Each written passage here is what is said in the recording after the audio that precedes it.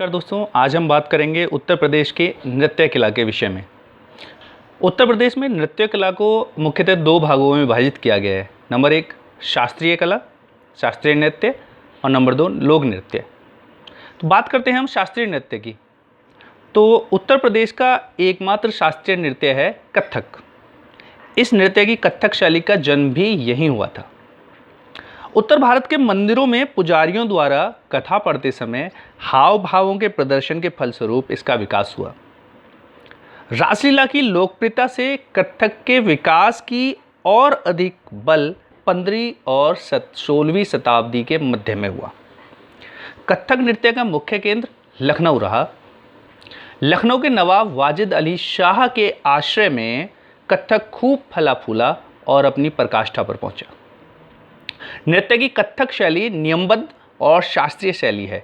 इसमें लय और पैरों के थिरकन पर विशेष रूप से ध्यान दिया जाता है। कथक नृत्य के कलाकारों में ठाकुर प्रसाद, शंभू महाराज, सुखदेव प्रसाद, दुर्गा महाराज, तारा देवी, अलकनंदा, सितारा देवी, गोपी कृष्ण चौबे, बिरजू महाराज, कालका महाराज और लच्छू महाराज प्रमुख हैं। ठाकुर प्रसाद को कथक नृत्य का प्रथम पुरोधा माना जाता है। महाराज बिंदादीन ने कथक में ठुमरी गायन का समावेश करके उसे जीवंत किया है। 20वीं शताब्दी में कथक को लोकप्रिय बनाने में लीला शेखों यानी मेनका की प्रमुख भूमिका रही है। अच्छा, अब बात करते हैं लोक नृत्य की। तो प्रदेश के विभिन्न भागों में लोक नृत्य के विभिन्न प्रकार दृष्टिगोचर होते हैं, जो कि निम्न हैं। नंबर एक, नौटंकी नृत्य। यह नृत्य प्रदेश का अधिक प्रचलित नृत्य है। इसमें गायन के माध्यम से लोक कथाओं का प्रदर्शन किया जाता है। इसमें हाथरसी तथा कानपुरी शैलियों में संवाद, गायन और लोक नृत्य होता है। दूसरा है कठघोड़वा नृत्य। यह नृत्य कृत्रिम घोड़ी पर बैठकर किया जाता है। इसमें एक नर्तक अन्य नर्तकों के घेरे में रहता है। यह नृत्य मांगलिक अवसरों पर किया जाता है। अगला है घोड़ा नृत्य। यह नृत्य भी मांगलिक अवसरों पर नृत्यबाजों की धुन पर घोड़ों द्वारा कराया जाता है और यह बुंदेलखंड क्षेत्र का नृत्य है। अगला है कलाबाजी नृत्य। यह अवध क्षेत्र का नृत्य है। इस नृत्य को मोर बाजा यानी विंड पाइप लेकर कच्ची घोड़ी पर बैठकर किया जाता है। आगे है चरकुला नृत्य। यह नृत्य ब्रज क्षेत्र के लोगों द्वारा रथ के पहिए पर अनेकों घड़ों को रखकर और फिर उसे सिर पर रखकर किया जाता है। इसे ब्रजभूमि में घड़ा नृत्य भी कहते हैं। अगला है दीपावली नृत्य। ये खेल जैसा नृत्य है। इसमें क्या होता है कि दीपावली के शुभ अवसर पर बुंदेलखंड में अहीर जाति के नर्तकों द्वारा इसे किया जाता है और इसे दीप नृत्य भी कहते हैं। अगला है नटवरी नृत्य। यह पूर्वी उत्तर प्रदेश के अहीरों द्वारा किए जाने वाला नृत्य है। यह नृत्य संगीत एवं नक्कारों की लय पर खेल मुद्राओं का प्रदर्शन करते हुए किया जाता है। धोबिया नृत्य। यह नृत्य शुभ अवसरों पर पूर्वांचल में किया जाता है। इसमें कच्ची घोड़ी पर सवार होकर एक नर्तक अन्य नर्तकों के साथ मध्य विलक्षण मुद्राएं प्रस्तुत करते हुए नृत्य करता है। फिर है पासी नृत्य। यह पासी जाति द्वारा युद्ध के अभिनय के रूप में अभिनीत किया जाता है। इसमें 7 पृथक मुद्राओं को एक गीत एवं लय में प्रस्तुत किया जाता है।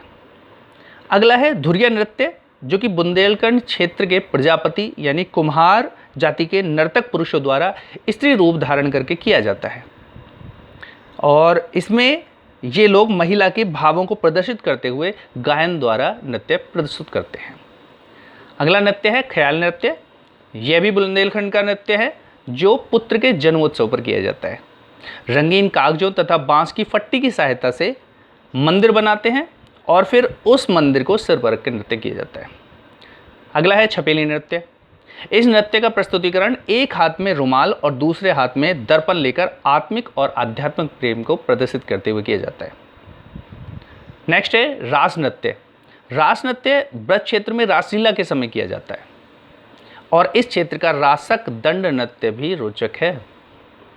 छोलिया नृत्य।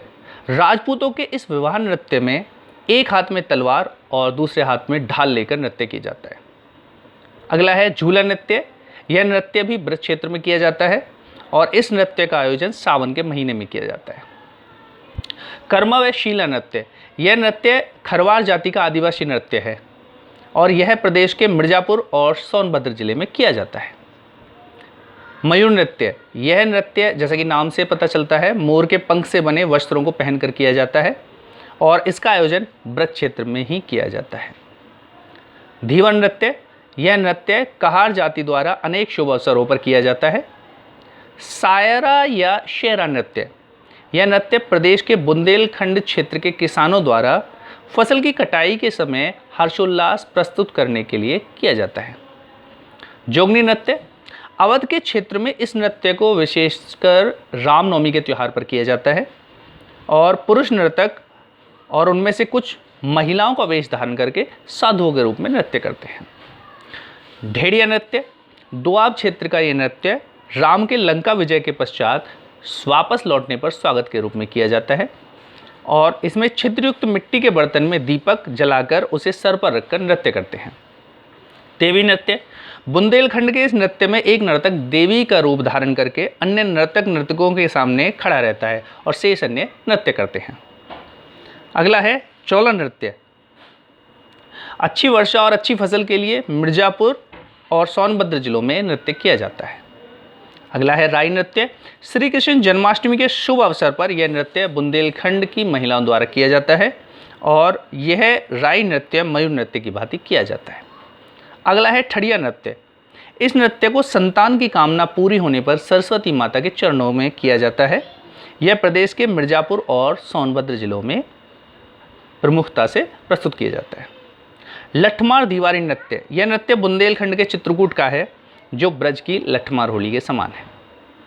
कार्तिक नृत्य, यह नृत्य बुंदेलखंड का प्रचलित नृत्य है। यह कार्तिक के महीने में नर्तकों द्वारा कृष्ण और गोपी बनकर किया जाने वाला नृत्य है।